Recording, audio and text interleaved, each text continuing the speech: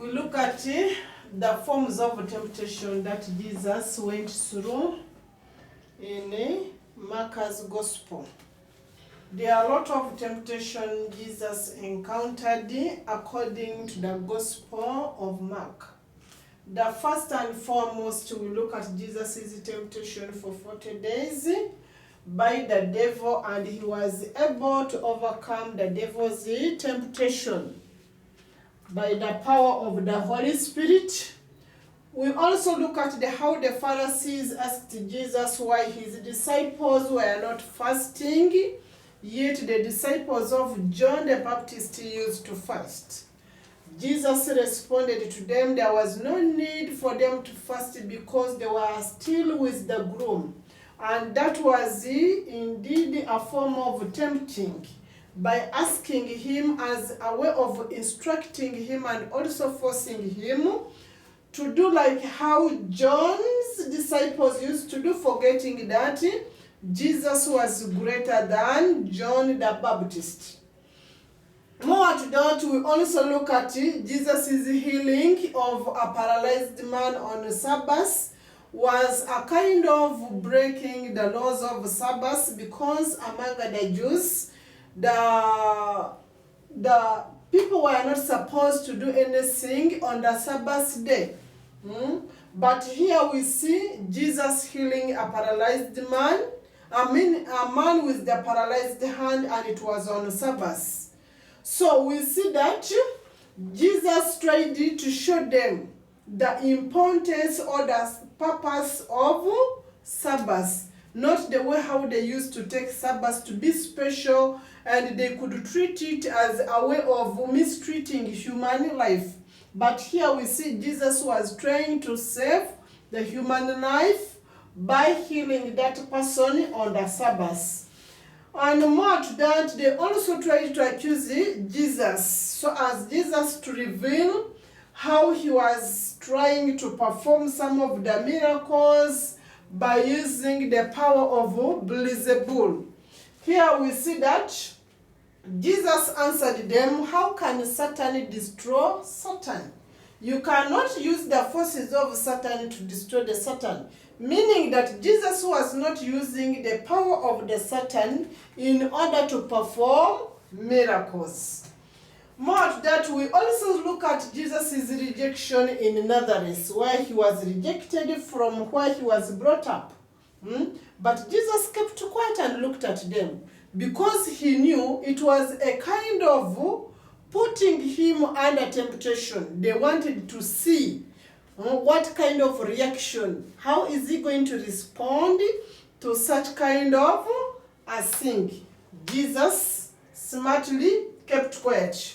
We also look at another temptation which Jesus encountered with the Pharisees when they asked him about his disciples who were eating the ears of the corn without washing hands. Jesus responded to them by calling them hypocrites, because he knew the nature of the people whom he was dealing with. And we see here Jesus himself trying to show that he was above such kind of laws. The laws of Moses, they could wrongly be interpreted by those people. Also, another form of temptation which Jesus underwent through, it was the experience in the Garden of Gethsemane, whereby he prayed and he sweated blood. Here we see Jesus calling God, telling him, please take away this cup of suffering from me, because he had already realized that in the time to come, he's going to face a lot of challenges. He's going to suffer a lot. It had already spiritually revealed to him that the situation is not going to be good. That was a form of temptation, but God intervened and Jesus was successful in his mission. We also look at the Pharisees trying to ask Jesus to perform miracles. But here at Nazareth, by force, Jesus refused, because it was already written in the Old Testament prophecies that he is not supposed to perform a miracle in his home area, that is Nazareth. More to that, we also look at they also tried to trap Jesus by asking him the question about divorce. But Jesus was able to tell them that he is not ready, and God, what God has joined together, no man should put aside. Because here the question of divorce was like, if the person has been disturbed a lot, he is free to release the woman to go back.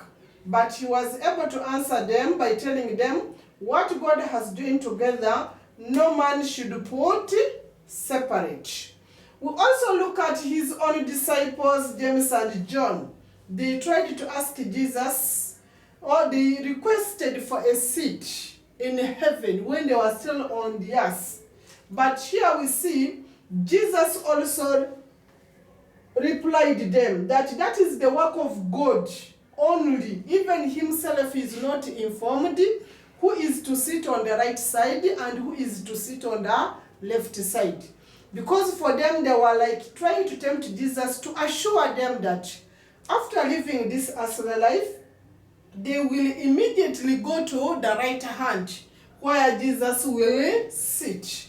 We also look at the transfiguration whereby Peter requested for the making of the 3 tents.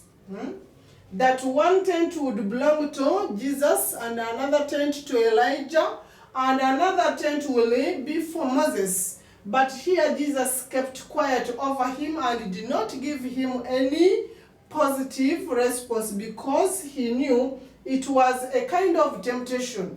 And during that time of the transfiguration, we see the cloud covering the 3 people. We also have the question about the resurrection, when the Pharisees tried to question him about the kind of marriage. If the woman gets married to the first man and dies, the second one dies, the third one also dies, after the resurrection reaching heaven, who will be the husband? Jesus answered them by telling them that there is no marriage after resurrection. We also look at the cross. Jesus was also tempted on the cross by the soldiers who told him that you used to save others, now save yourself. That was temptation, because during that time he was saving all humanity being, all mankind, not to save a specific group of people. We also look at another temptation encountered by him, by the younger man, who tried to call Jesus a good person, a good teacher. Jesus was able to answer this younger man by telling him that it is only God alone who is good. Himself, Jesus, he is not good. We also look at another temptation whereby Jesus on the cross cried out to God, asking him, why has he abandoned me? Why have you overshaken me?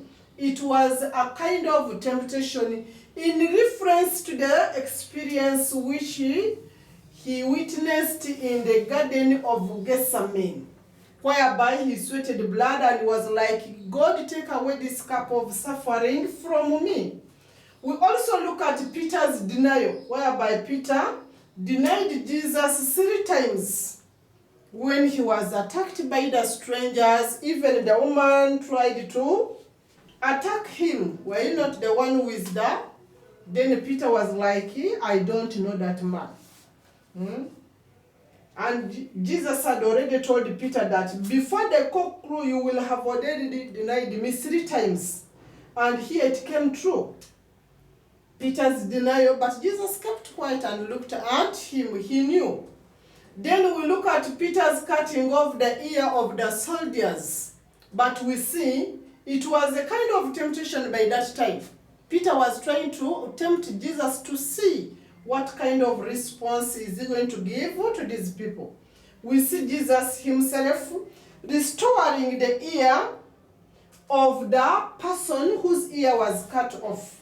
Then we also look at the woman whom touched Jesus' cloak, and Jesus felt the powers going out of him. Then later on asked his disciples, who touched me? And the disciples were like, the crowd is big, you can't tell who exactly has touched you. It was a kind of temptation to touch Jesus' cloak without a request, without doing anything out of him.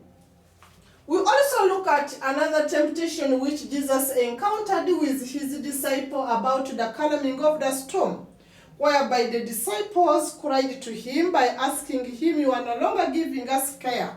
But Jesus, after waking up, he stopped the storm, and the storm obeyed him there and then. We also look at another kind of temptation whereby Jesus was teaching in the place called Bethsaida, and it was getting late. People were hungry. Peter was like, why can't we send these people to go away? So as to look for what to eat. Because it is now getting late, but Jesus was able to provide the people what to eat.